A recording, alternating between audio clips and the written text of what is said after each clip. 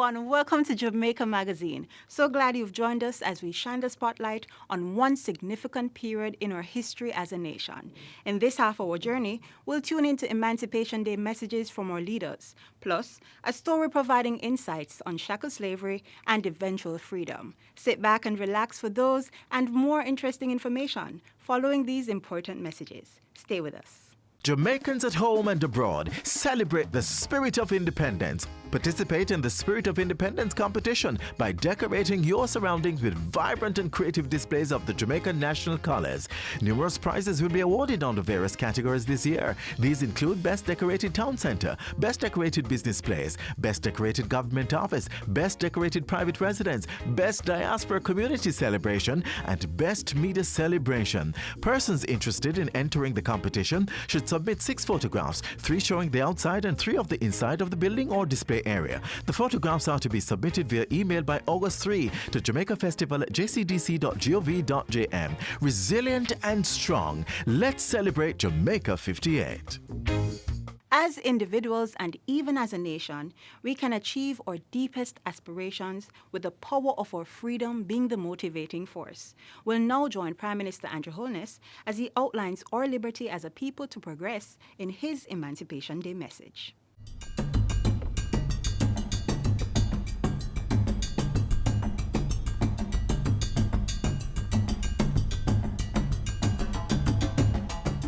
We are going to have to emancipate ourselves from mental slavery, because whilst others might free the body, none but ourselves can free the mind. Your mind is your only ruler. The man who is not able to develop and use his mind is bound to be the slave of the other man who uses his mind. As we pause to celebrate Emancipation Day, to reflect on its significance to our present reality, I greet you with the words of the forefather of Pan-Africanism, our very own, the Right Excellent Marcus Mosiah Garvey.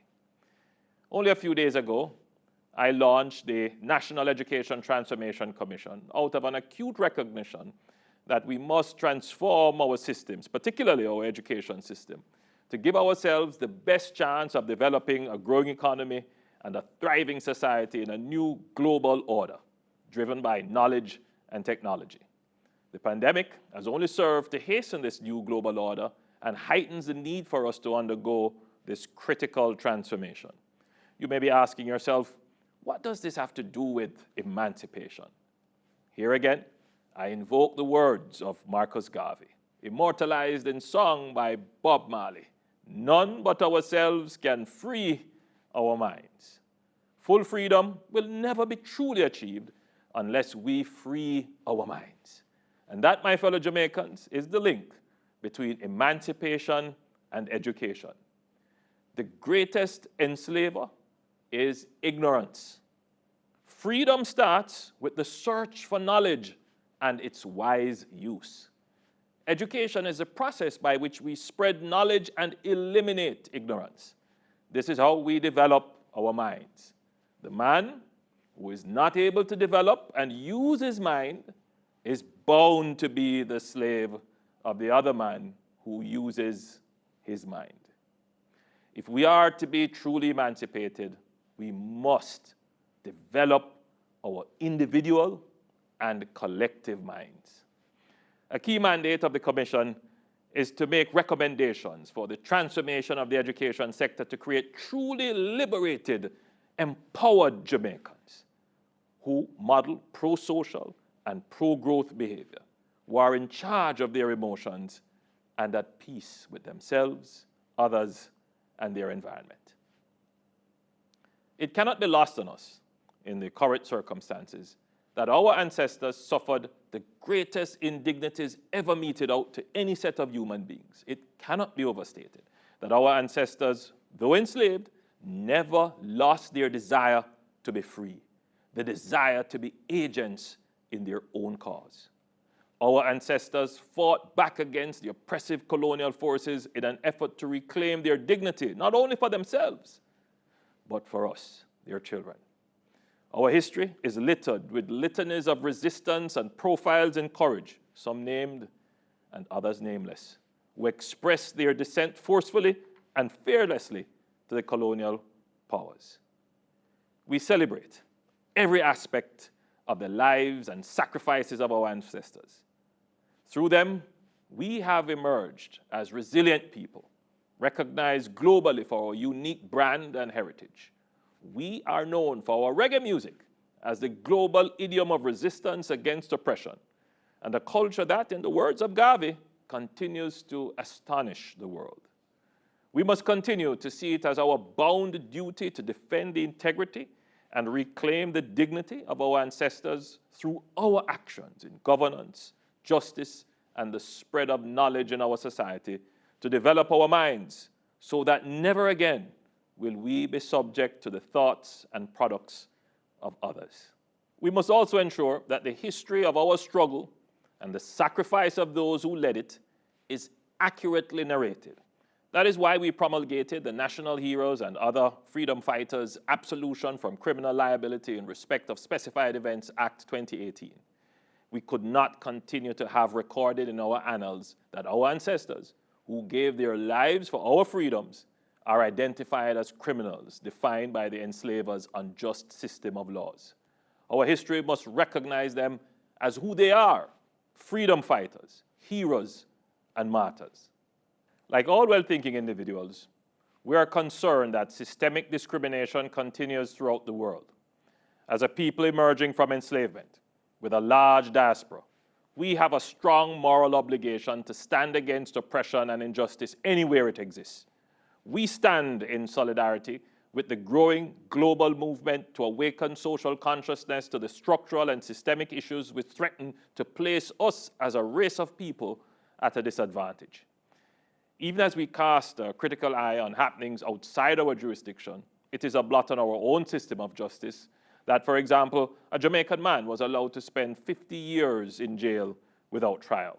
It is our responsibility to ensure that our systems and institutions work to the benefit of our people to address all forms of injustice.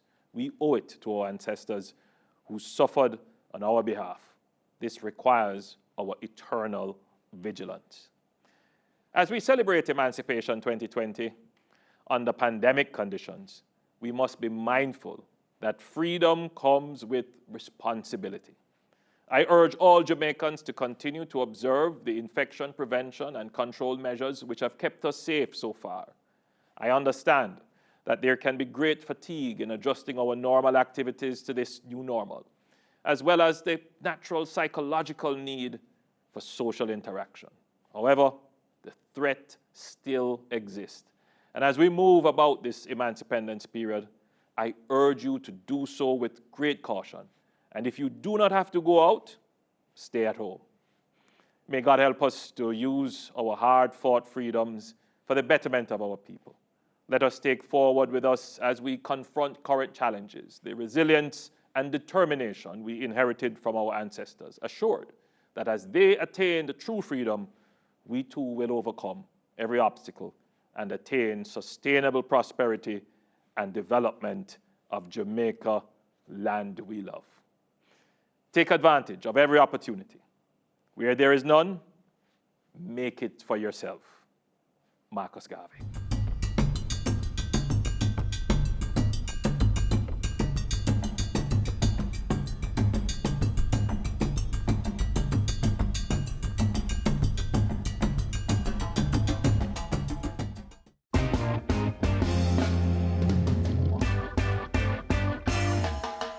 The JIS Heritage Competition is celebrating 10 years of youth expression on Jamaican history, culture, and tradition.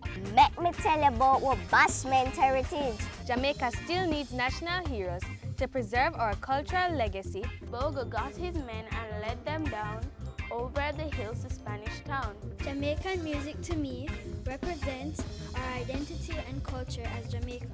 Add your voice and play your part in preserving our national heritage. The JIS Heritage Competition 2020, coming soon. Leader of the opposition, Dr. Peter Phillips, urges Jamaicans to follow the teachings of our first national hero, the Right Excellent Marcus Garvey, for the emancipation of mental slavery through the development of the individual intellectual capacity. His Emancipation Day message is next.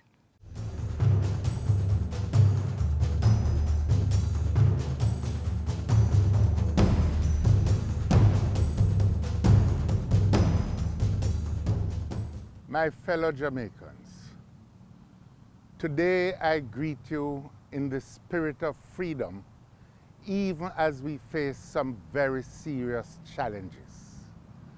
As we struggle with the hardships that COVID-19 and economic challenges bring, let us remember that the conditions our ancestors faced were much worse.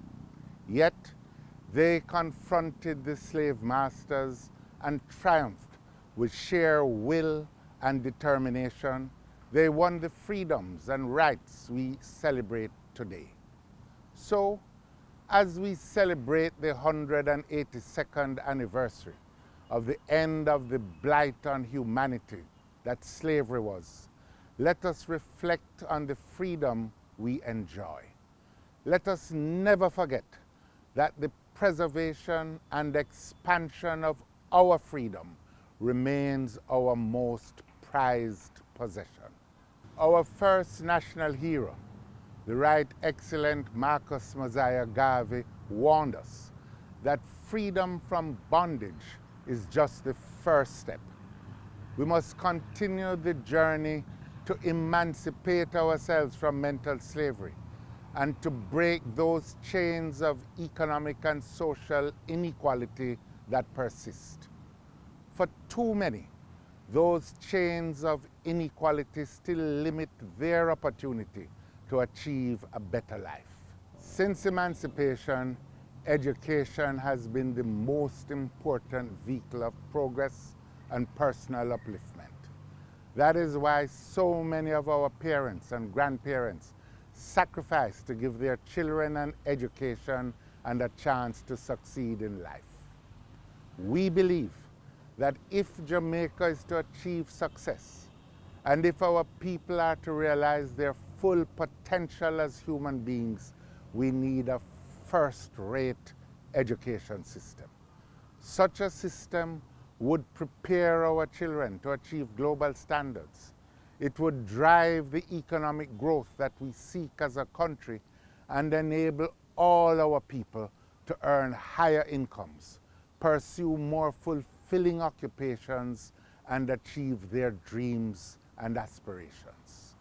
Full freedom also requires emancipation from the shackles of economic hardships. For over a century after emancipation, former slaves were kept tied to the estates as laborers, earning starvation wages. The search for land, freedom, and a better life was what led to the Morant Bay Rebellion. Sadly, that search continues today. Access to land and ownership of property remains an unattainable dream for too many of our people.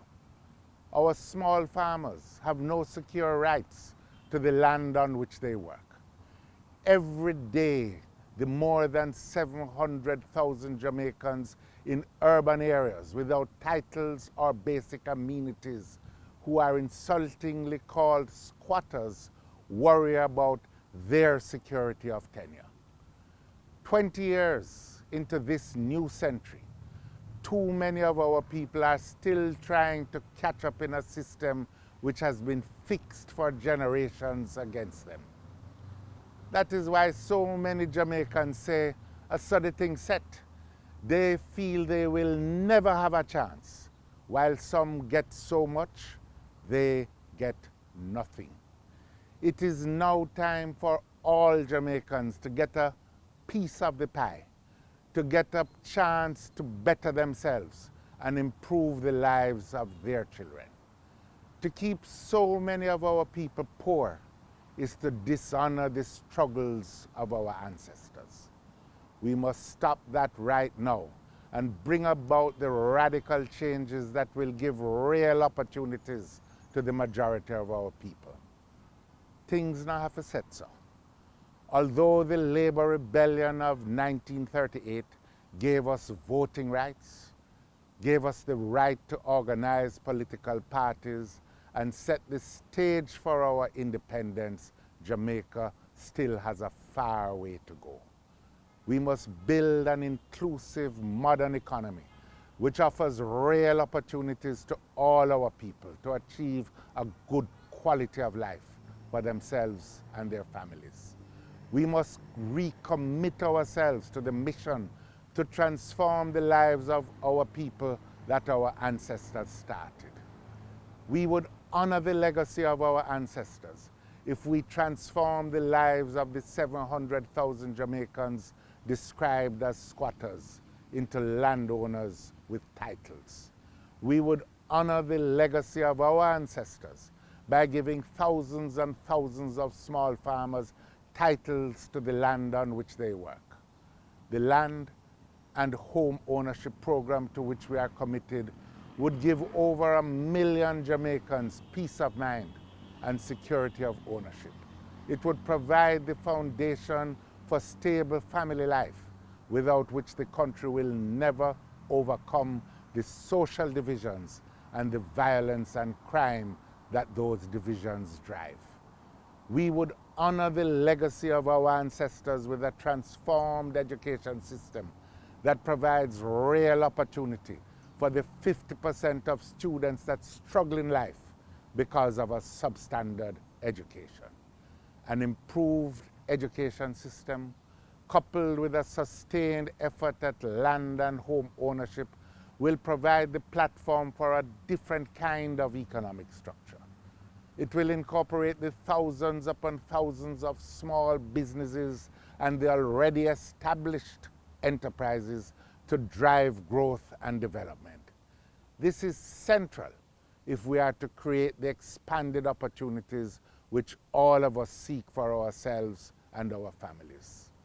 Small businesses and micro enterprises will have to be nurtured by programs that offer training, access to credit, and they must be supported by the most up-to-date technologies to drive a modern digital economy. In building that digital economy, we must guarantee internet in every home, in every school, and in every community. So, as we celebrate this Emancipation Day and pay tribute to the efforts and successes of the generations before, let us chart a course for the future and recommit ourselves to the mission that they started. We must free our minds from the chains of mental bondage and establish the structures that will guarantee progress and success for every Jamaican.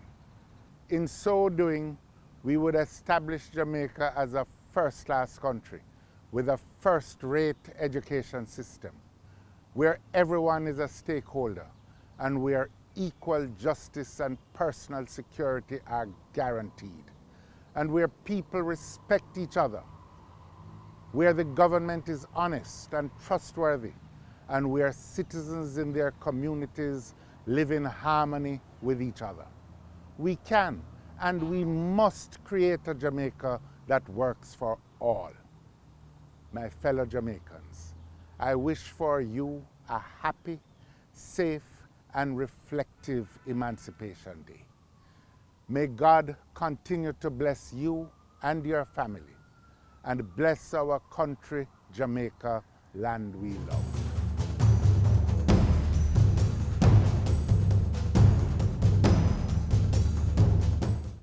What if they knew that you abused her family? Mr. Jones.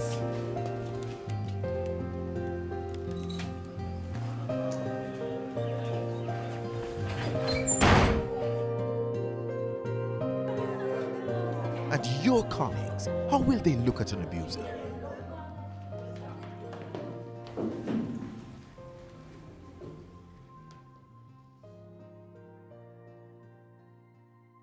When the law comes knocking, you'll have nowhere to run.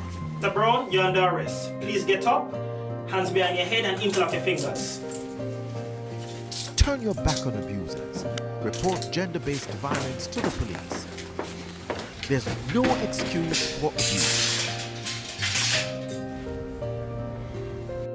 Call the Bureau of Gender Affairs at 876-754-8577. Slavery had its price, and the enslaved bore the cost.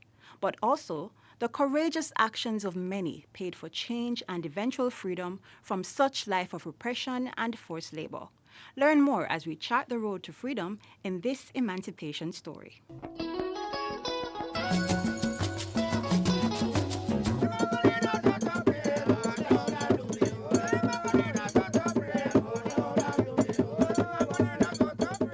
Chattel slavery had come to an end. Men, women, and children had learned they'd been freed from the evils of oppression. A system described in history as one of the most brutal, slavery. For centuries, one race of people, the black, was treated less than human, merely the property of another. From the perspective of those who experienced it, it was a brutal system, it was exploitative, it denied people their freedom, and I think we can say it was a crime against humanity, something that was totally immoral.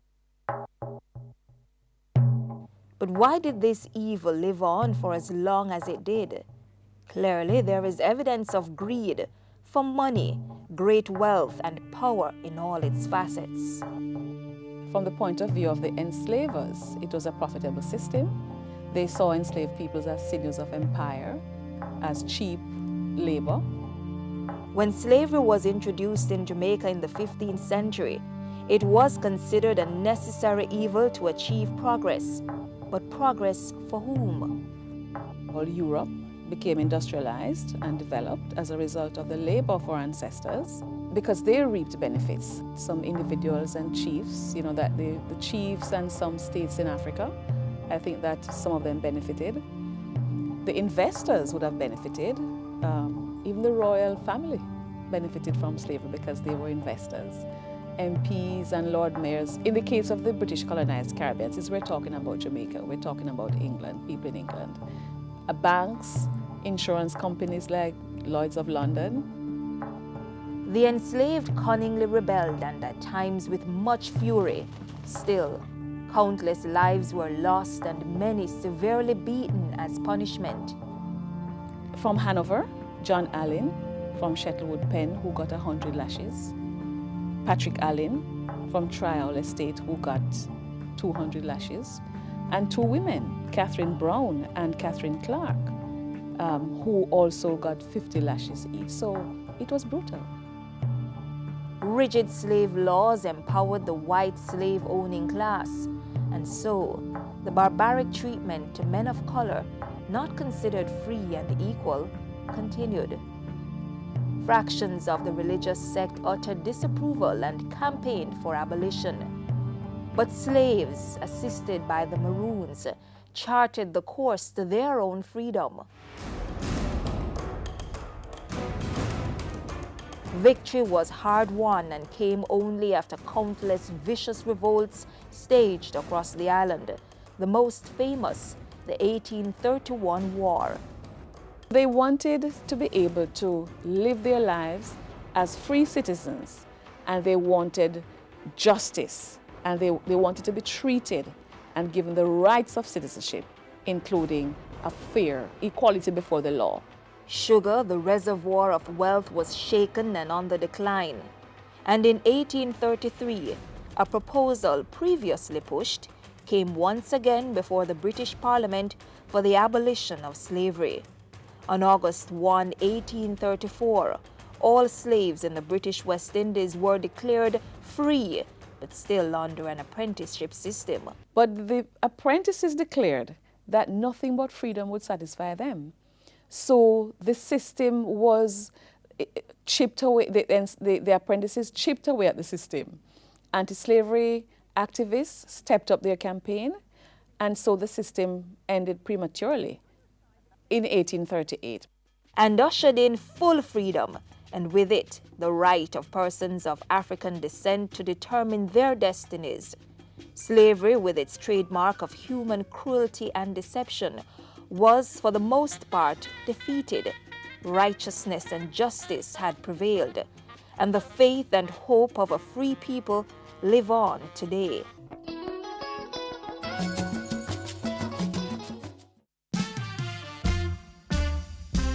Hail yard man. Yeah, yard man, don't respect. I want to a yard. I respect and love man to all Jamaica, no matter where in the world. One eye, like I own you. No matter where in this world I go, I am a Jamaican. No birth papers I have to show, cause I am a Jamaican. No matter where in this world I go, I am a Jamaican. No birth papers I have to show, cause I am a Jamaican. I have Jamaican walk, them here Jamaican talk, cause I am a Jamaican. Them here Jamaican chat, them say Jamaican bop, cause I am a Jamaican. Now everywhere in this world I go, I am a Jamaican. And no ID I will have to show, cause I am a Jamaican. Them say, Lord, what a boy can run, that is a Jamaican. When they see the Rasta man from Jamdong, that is a Jamaican.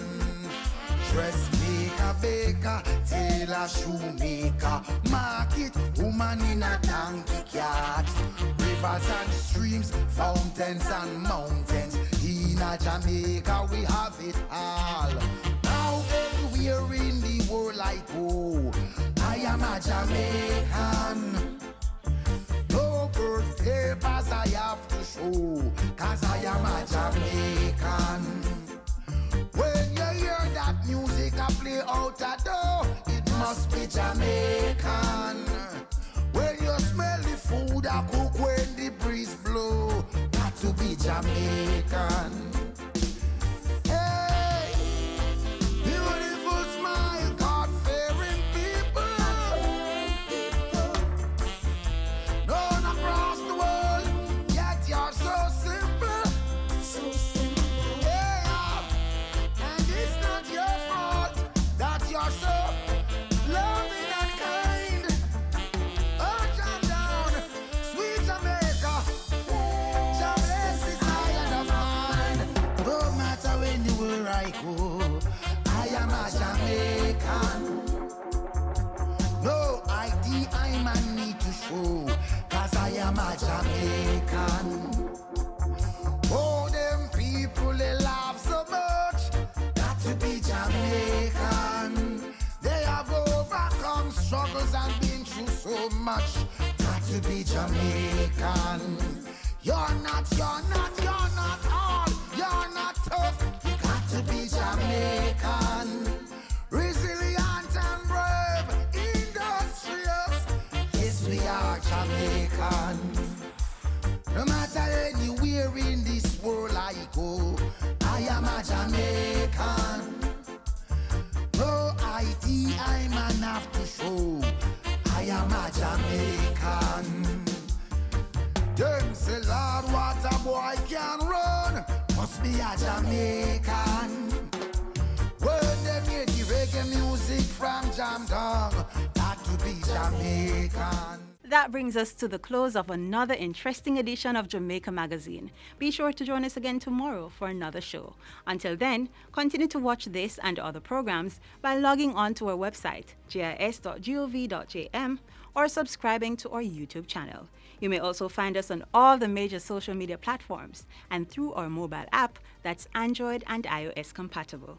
On behalf of the entire production team, I'm Sandra Johnson, urging you to celebrate this Emancipation Day together while staying apart and staying COVID-19 free.